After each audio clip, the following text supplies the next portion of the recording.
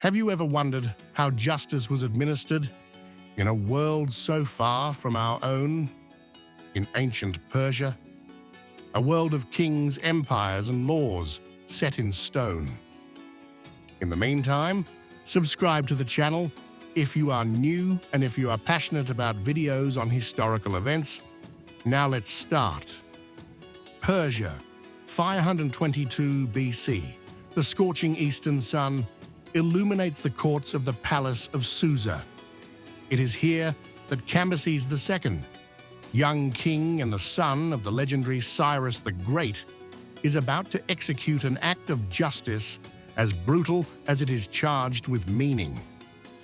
In front of the court, an old man trembles.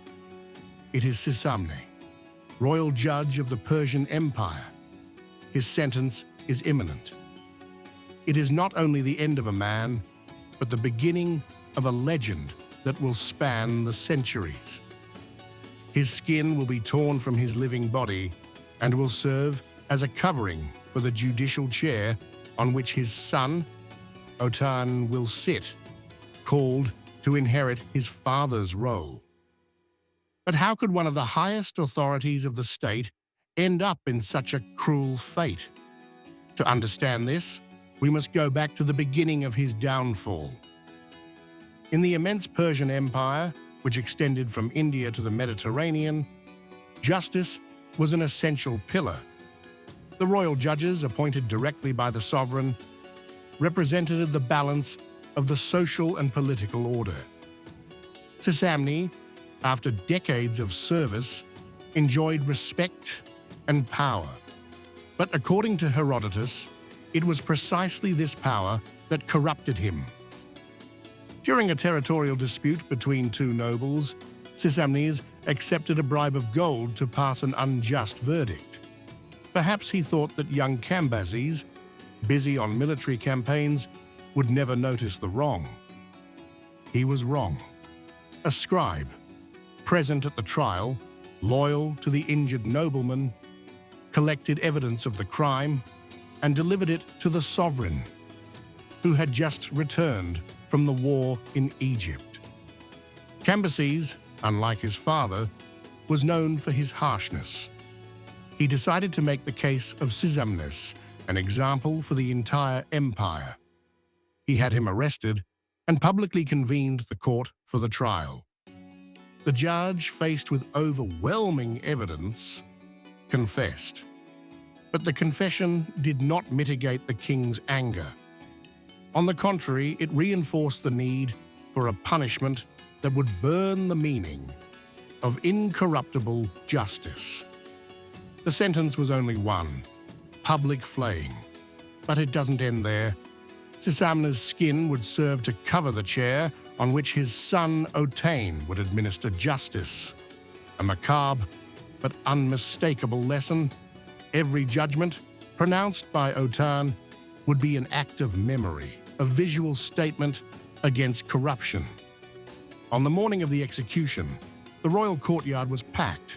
Nobles, officials, merchants, ambassadors all came to witness the king's justice.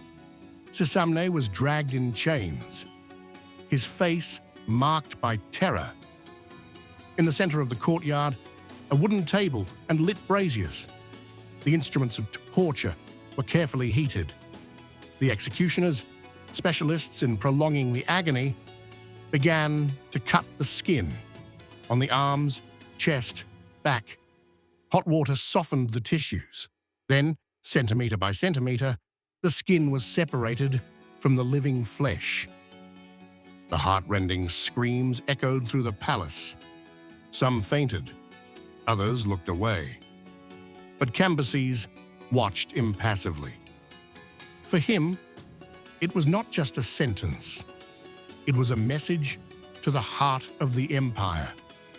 Death came after hours of agony between shock, blood loss, and hypothermia. The body was now empty, but the skin, whole, treated with salt and resin, was transformed into leather and nailed to the court chair. From that day on, every judgment passed by Otan was pronounced over the skin of his father. According to Herodotus, Otanes took office not as a punishment, but for continuity. He was destined to succeed his father. However, the context had changed the nature of that office. Each sentence became an act of memory and warning. Otanes later became satrap of Ionia, a sign that he ruled wisely. But we cannot know what he felt every day sitting in that chair. The story of Sisamnir was not lost. Almost 2,000 years later, in the midst of the Renaissance, the Flemish painter Gerard David immortalized her story in the diptych The Judgment of Cambyses, 1498, commissioned by the magistrates of Bruges for the town hall. A clear visual message: those who administer justice must do so with integrity or face the consequences. Other artists, such as Willem Isaacs Varnenberg in 1607, portrayed the scene. And even in the 21st century, protesters took the painting to a Russian court, denouncing corruption with an ancient but still current image, 21st. Today, flaying appears to us as an inhuman barbarity, yet in the context of the ancient world, it was a language of power, an indelible signal. Cambyses was not just punishing a man, he was creating a symbol. The chair, covered in human skin, was a monument to incorruptible justice. In the modern world, fortunately, there are no longer any such punishments. But the message remains: the corruption of justice is not just any crime. It is a betrayal of collective trust. Every time a sentence is bought, the ghost of Sisamni reappears, reminding us of the moral, civil, and historical costs of compromised justice. The story of Sisamne, steeped in the brutality of antiquity, continues to speak to the present with a power that few historical tales can match. His body became a message, his skin a symbol, his punishment an eternal warning. If the method of justice employed by Cambyses appears cruel and inhuman today, the lesson that emerges remains dramatically current.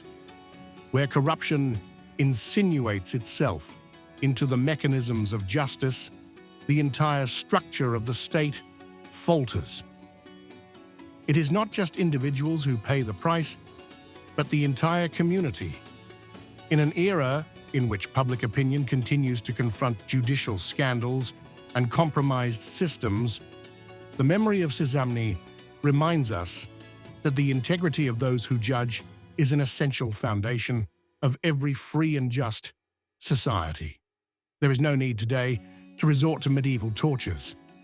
A conscious look at history is enough to understand that every derogation from judicial honesty has a cost, human, social, and moral, that no civilization can afford to ignore. That's all for today. And what do you think of this touching story of the judge of Persia? I know it may seem incredible, but it really happened like this. Don't forget to subscribe to the channel if you like these videos, and let me know what you think. Your opinion is very important to me. See you next time. Bye.